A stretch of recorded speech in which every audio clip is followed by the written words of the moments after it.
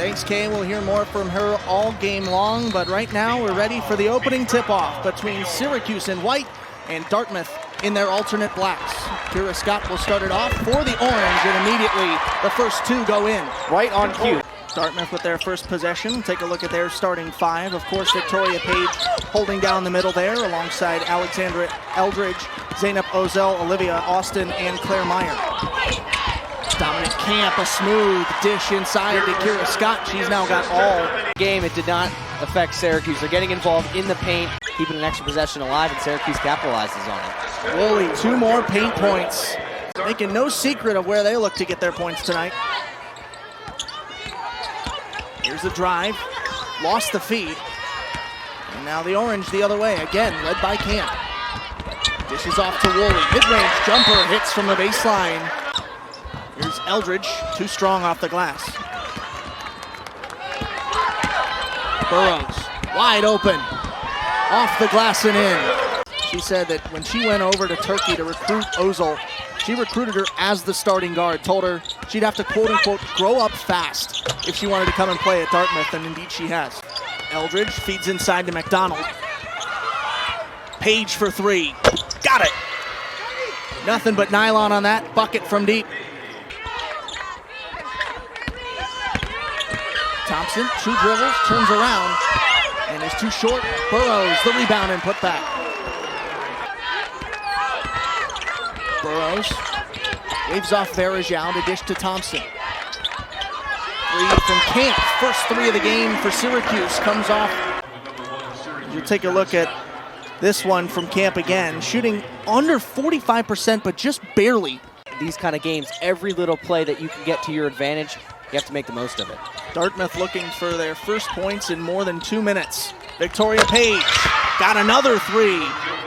The entire campaign, anytime the Big Green needed to rely on a player to get a basket, they go to Page. Check that, she's got all 8 of Dartmouth's. Woolley, or rather Potts trying to answer, and she does. Stay solid on your end. Drive from Potts, takes baseline, tried to move it over there to Hawkins. Hawkins somehow keeps it alive and finds Isabel Verajao. Hustle play on the other end. Potts going baseline, dishes away, and that sets up Verajao for a beauty. Hawkins just checked into the game, making an impact immediately, and Wood or Keira Scott as well. Final 10 seconds. Page looking for somewhere to go, throws it out of bounds. Camp inside to Wood. Wood double teamed immediately, put up a shot. Burrows was there to keep it alive. Wood back now under the basket, somehow backs up enough room to get that shot off and in. Wood would turn it over, then it looked to those. Burrows would turn it over, somehow they end up with a basket. Wide open, Olivia Austin puts in 2 more for Dartmouth. That you're gonna even get under the basket enough to get the points.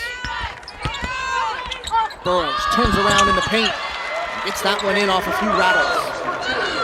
Claire Meyer had to feed it over to Ozel.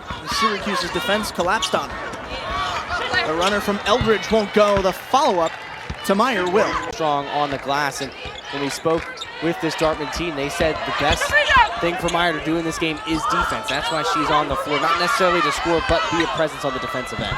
Second chance opportunity for Burrows. She hits another. Had one in the first quarter as well. Getting into foul trouble early against an ACC opponent. The player they cannot afford to lose early on in this game. Keira Wood with a finish off a beautiful feed from Georgia Woolley. Into the corner for 3. Burrows too long on it. Wood puts it back. Really take over this Dartmouth team. Keira Wood, 6 points, but 7 rebounds. He's keeping a lot of these Syracuse possessions alive for second and third chance opportunities. Syracuse now on an 8-0 run over the last 2 minutes.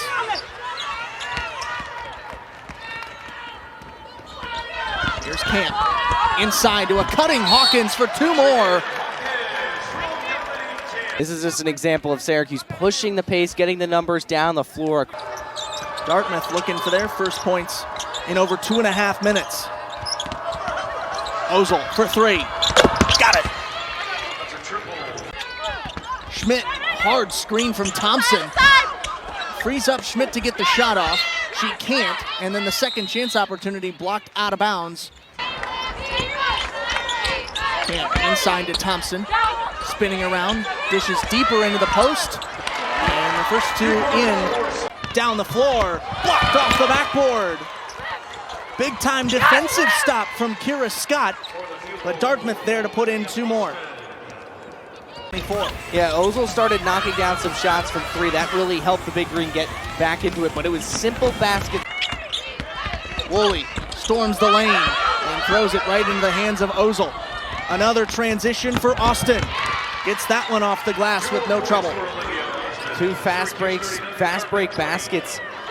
This has been one of the matchups we had highlighted going into this game, along with Claire Meyer and Isabel Verajak. Cross-court feed to Minakazi. She'll drive and pull up from mid-range. In and out. Here comes Shy Hawkins. Not shy about that drive, but had to pull it back outside and into the paint for Keira Wood. Syracuse in their home whites, Dartmouth in the road alternate blacks. Camp pulls up inside. Keira Scott opens the third quarter with a nice bucket inside. Alexandra Eldridge finds Claire Meyer at the top of the key. Looking for somewhere to go with it. Feeds it over to Ozil, who gets two more of her own. A simple little poke out of bounds to hold the possession, or getting under the basket and trying to get stops. Of course, it's difficult when you have a player like Keira Wood who really feeds under the basket and gets a bulk of her points that way. That last time out down the floor. It's about 40% from beyond the arc. It's certainly a shot in her wheelhouse, and so is that one. So crafty with the ball when she gets inside. She can shoot, but she can also handle it, and that was... Eldridge has really nice handles with the ball, but the shooting just hasn't quite been there for her today so far.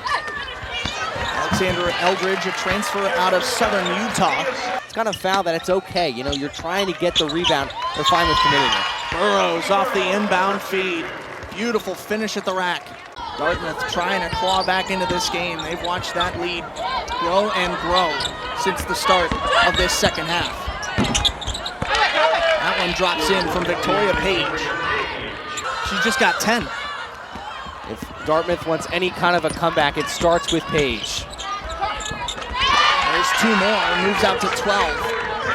Now she's getting a little closer to that average, but the reason that I sound so shocked with that is she usually has that by halftime. Minakazi off target from deep.